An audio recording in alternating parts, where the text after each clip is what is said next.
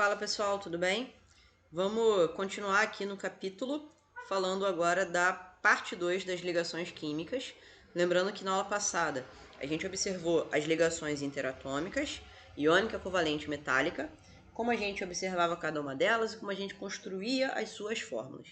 Então hoje vamos dar continuidade a isso. Vamos começar falando aqui de polaridade. Lembrando que polaridade, pessoal, ela é um fenômeno que se dá apenas em ligações do tipo covalente, tá bom? Bom, falar de polaridade é falar de polo, né? E polaridade ela existe tanto dentro das ligações quanto na molécula como um todo. E aí, a molécula ou a ligação, elas podem ser polares ou apolares. Ser polar significa que tem vetor. E para a gente aqui o vetor vai ser representado por uma seta que aponta sempre na direção do elemento mais eletronegativo.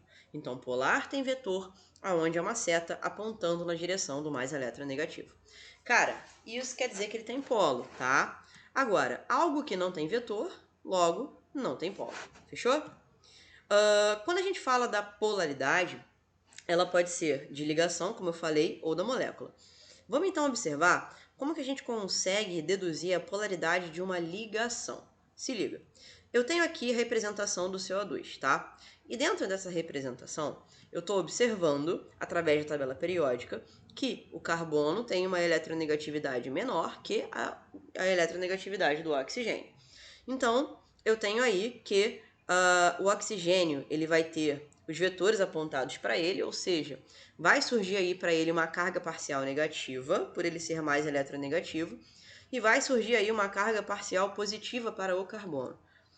Bom, observando o que vai acontecer, a gente tem que o vetor aponta para um oxigênio e para o outro. Então, tanto uma ligação quanto a outra, elas são polares. Agora, e a molécula? Como é que a gente observa isso? Bom, para observar a polaridade da molécula, a gente precisa observar uma coisa chamada soma vetorial.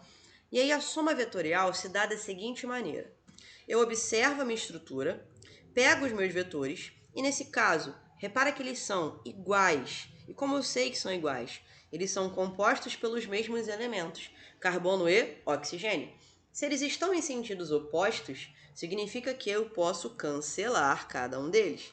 E aí, como a soma vetorial ela deu zero, quer dizer que ele não tem polo, quer dizer que é apolar. Agora, vamos fazer dois exemplos muito simples aqui para moléculas de átomos iguais. E depois disso, a gente vai passar para a parte do método prático, que é quando a gente consegue definir através de nuvens eletrônicas se uma molécula ela é polar ou apolar, sem precisar ficar vendo esse negócio de vetor aqui, ó. Se liga na molécula de H2. Os dois são iguais, né? E a eletronegatividade vale 2,1.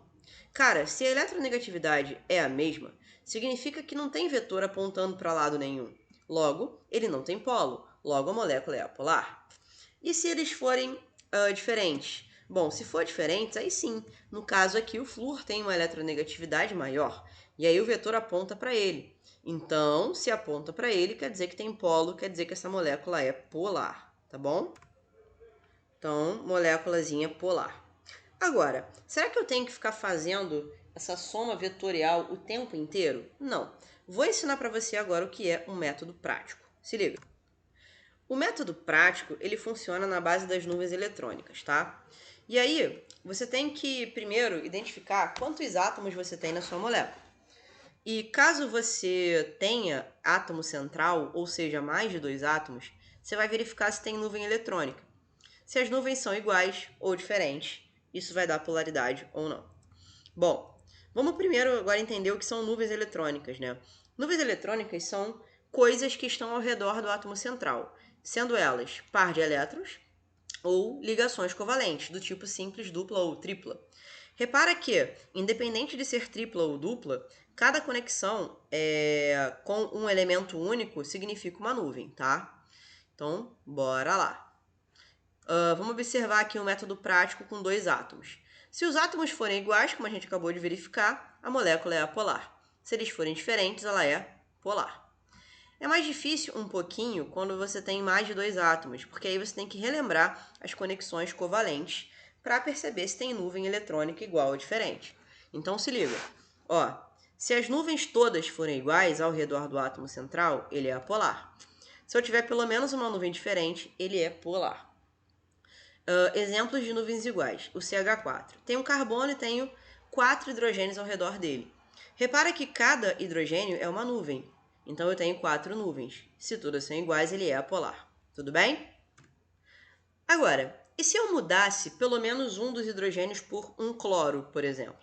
Aí ele teria 3 nuvens iguais e pelo menos uma diferente, o que tornaria essa molécula polar. Seguindo aqui, vamos verificar agora o NH3. Como é que funciona o NH3? Cara, tem que lembrar da nossa aulinha de ligação covalente, tá? Tem que saber que o nitrogênio tem 5 elétrons na última camada e que por isso ele faz 3 ligações, todas simples com os hidrogênios. Isso faz com que sobre um par de elétrons ali em cima. Repara só, eu tenho nuvens eletrônicas aqui e uma lá. Então eu tenho 4. Só que, reparou que essas 4 nuvens não são todas iguais? Eu tenho pelo menos uma diferente, que é o par de elétrons. Então, se eu tenho pelo menos uma nuvem diferente, não preciso verificar vetor.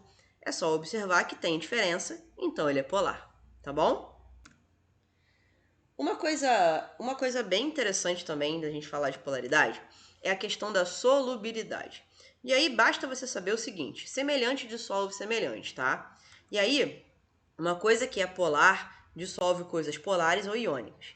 E uma coisa que é apolar dissolve coisas que são apolares. Isso é muito útil em diversas questões, inclusive do vestibular, que vive cobrando essa questão de solubilidade, tá? Então não esquecer aí que o principal componente inorgânico, né, que é polar, é a água.